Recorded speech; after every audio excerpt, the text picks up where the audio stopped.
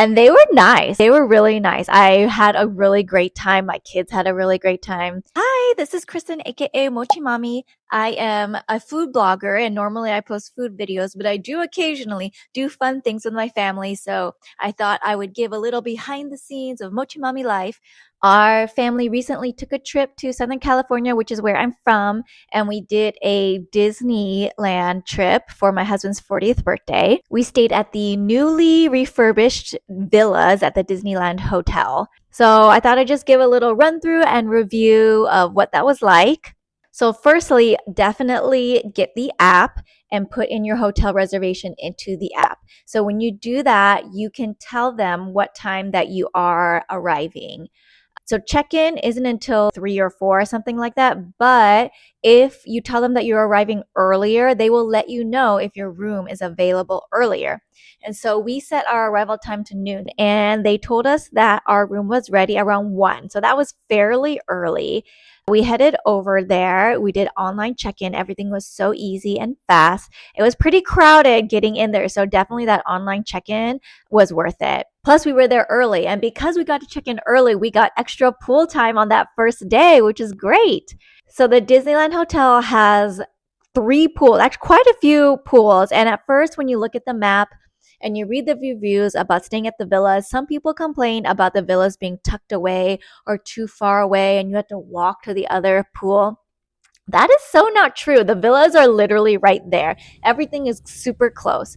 So you walk into the hotel entrance and you do have to, it's basically in the back corner, going from the entrance to the far back corner. That building is where the villas are. But literally, when you get out of the elevator from your room, the pool is right there, both pools. So they have the new villas pool, which also includes a hot tub and the Steamboat Mickey splash pad, which is great for littler kids. They also have life jackets there for little kids to be in the pool.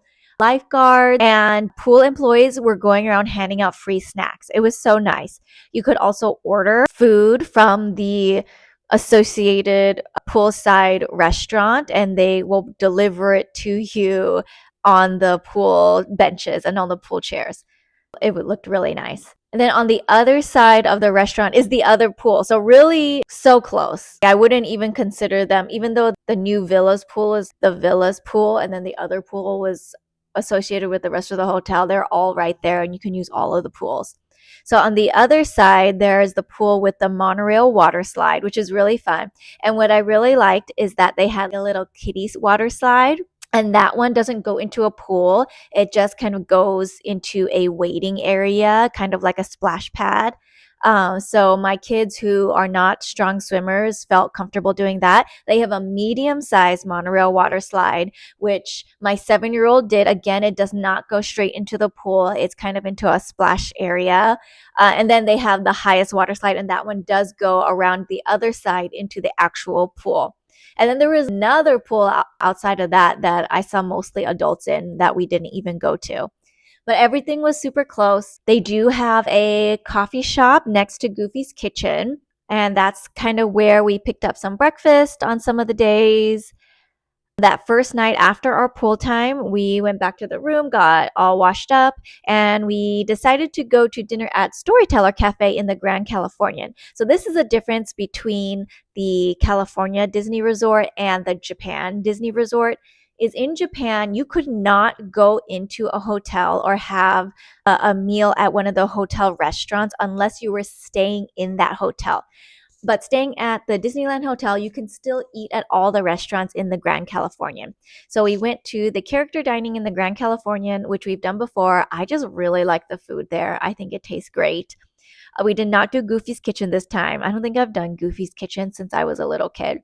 And that was kind of our first night. We also, from the hotel, walked through downtown Disney and just at nighttime waited in front of the park entrance and watched the Disneyland fireworks. And a lot of people were doing that. You don't get to hear the music or hear the words of the actual show, but you get to see all the fireworks, which is really nice. Okay, so let me give you a tour of what it actually looks like inside the hotel. That was me getting off the elevator, and now we're walking down the hallway. There's really cute Disney artwork everywhere, and now we're opening the door with the mobile app. To be honest, we didn't use it actually that much, but I thought it was cool, so I showed it once. And here is the bathroom. I like that the toilet is in a separate room, one sink. A few amenities, not much. There's no bathtub, so if you have really little kids, that could be something to consider that you might need to request a room with a bathtub. The shower was really nice, and there's lotion and soap. And now walking into the room, you walk in, it says, "Welcome to your party" on the TV, and the Jonas Brothers song is on repeat playing. It's kind of fun.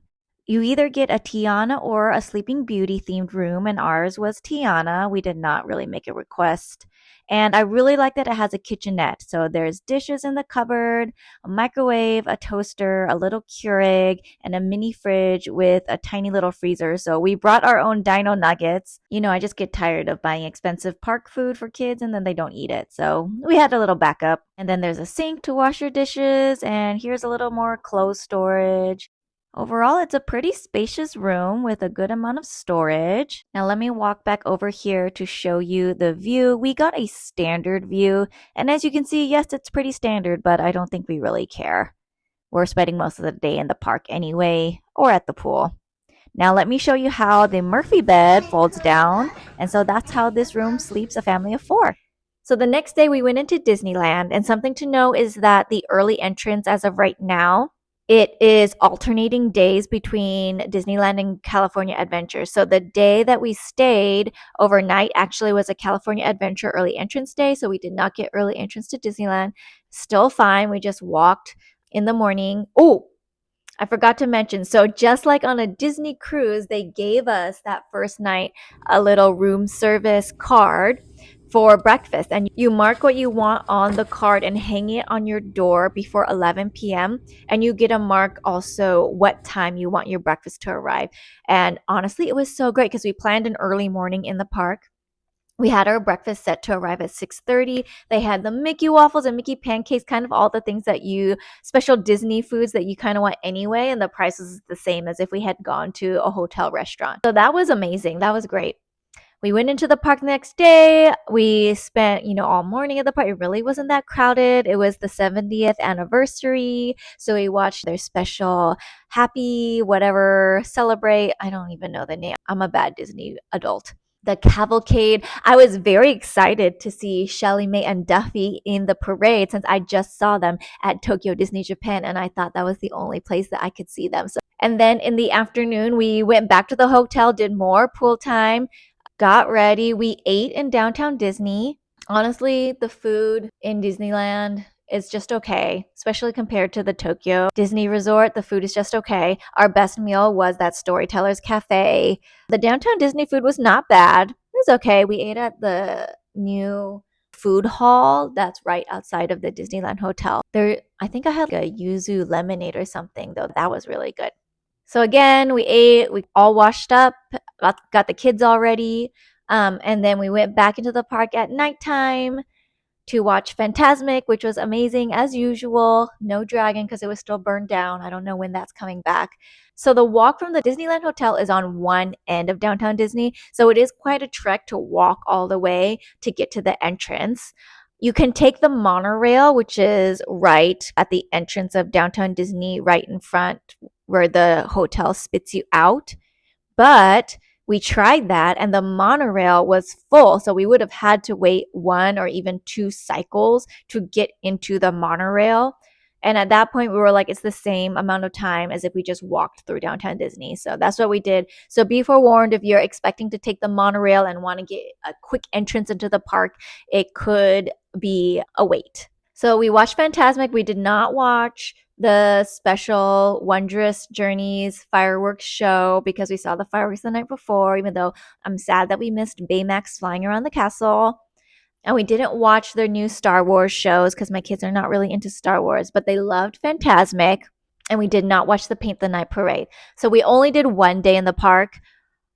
I feel like it would have been nice to have another day in the park to watch those special shows. But to be honest, I have a 7 and 5-year-old, and another day in the park might have killed me. So we stayed only 2 nights. We only did one day in a park. It was totally fine. We used one of the 70th anniversary discounts on hotel stays. So the stay was around $500 a night, which is very expensive compared to the Tokyo Disney hotels with the current exchange rate, but not too expensive compared to some of the family resorts near where I live up in Seattle are the same price, $500 a night. And so at that price, I would much rather stay at a Disney hotel. So the next morning was a checkout morning.